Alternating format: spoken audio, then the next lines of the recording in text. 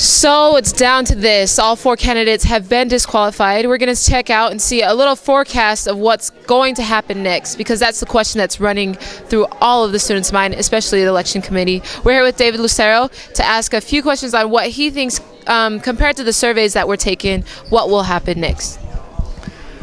Well, first I'd like to say that the candidates were rendered deemed ineligible based on rules, not because of honor code violations, and we're grateful for that. Because of that, it is considered a viable option that all those candidates could run again if we choose to have another election.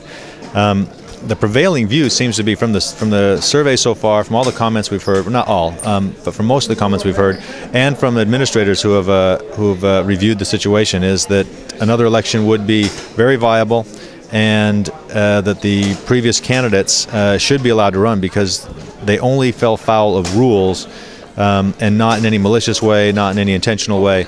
It's just that they fell out of the race, if you will.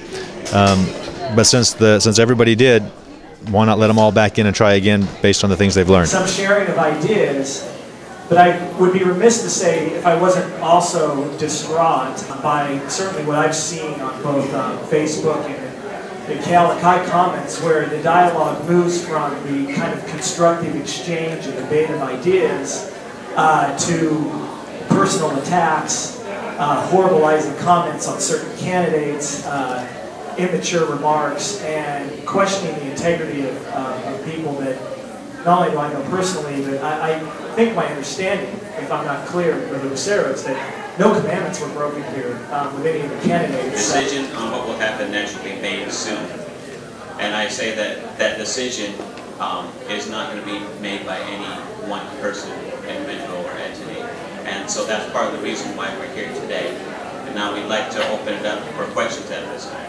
After we had been announced that we had won, we wanted to make sure we were totally honest with our campaign and wanted to make sure that we hadn't done anything that would have remotely brought an infraction on our part. And so we reviewed everything we had done, and we realized that the night we made signs, we didn't have enough photocopy pictures to put on all of our pink signs. So we went to the library copy machine and made 15 copies, and so it's a total of $1.05. And we realized that we didn't record that, and so we wanted to be totally honest. So Wednesday we came and told Brother Lucero in the morning and had a deliberation that afternoon, and we resigned that afternoon because we realized that we didn't record that $1.05. So just to be totally honest, that's what we did, and that was our infraction. Now in the case of Vicky and myself, we had a budget of $150. We spent $7.20. We failed to report $20 of copies that we had made. And it was told to us that we would progress into the general election with Dustin and Justin that night. And they had told us that other teams were disqualified or had to resign or had been disqualified. So of course you don't start reflecting or digging into those things until you really like, okay, did I record everything? Unfortunately we didn't. So could we have gone forward into the primary, the general election against them? Yeah, we could. But you're not going to be the one walking around if you win it over not reporting $20. I've noticed that some of those criticisms have come from people that were not here last week at the forum, or that were not very participatory, like during the election, like didn't actually go out and meet with the candidates personally, to see what they were all about.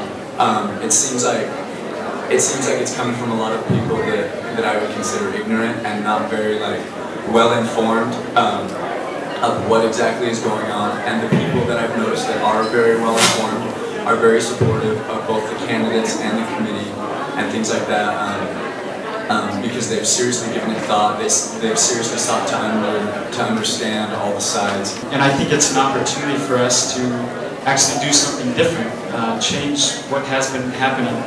To think about is the point system that BYU Provo takes, because they have deductions for how many things they do wrong instead of just disqualifying them. Because I think we sort of jump the gun early in disqualifying someone and then bringing them back and then disqualifying them. So making the students think oh, what kind of system do we have? So maybe just to think about that next year. I'm sure there'll be amendments made, or should be. I understand that the process seems like in effect, that the elections committee chose the president and that the student's voice was silent.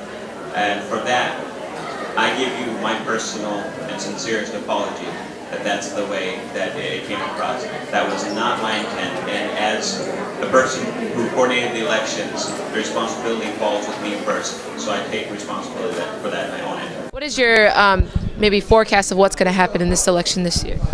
Well, first, I think that there will be an election, definitely. And as far as that survey, over 600 people, or actually, I'm sorry, over 500 people have taken the survey already, which leads us to believe that there's going to be a very good response to the survey.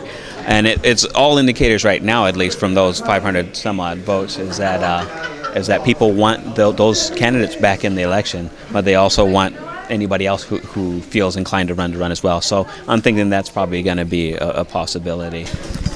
Okay, so now that they're saying that the candidates will be able to run again, are you feeling that you want to run again? To be honest, we want what the students want. Our desire to still serve is still strong, and to want to be able to help out the students and especially the school. Our love for the school has actually increased, at least in my opinion, because of all this. Yeah, I think it takes some time to think it over. I definitely would love to serve again, or give the opportunity, or have the opportunity to run again, but it's been a long process and I'm kind of like tired right now, so maybe ask me a little bit later, I think about it. Thank you, students. Thank you for making your voices heard very much, and thank you to Alaka'i. They've really covered this in the most diplomatic and seeing things from all sides too, so thank you. This is Crystal Mullaney reporting for Alaka'i News. We'll return to you, Hallie.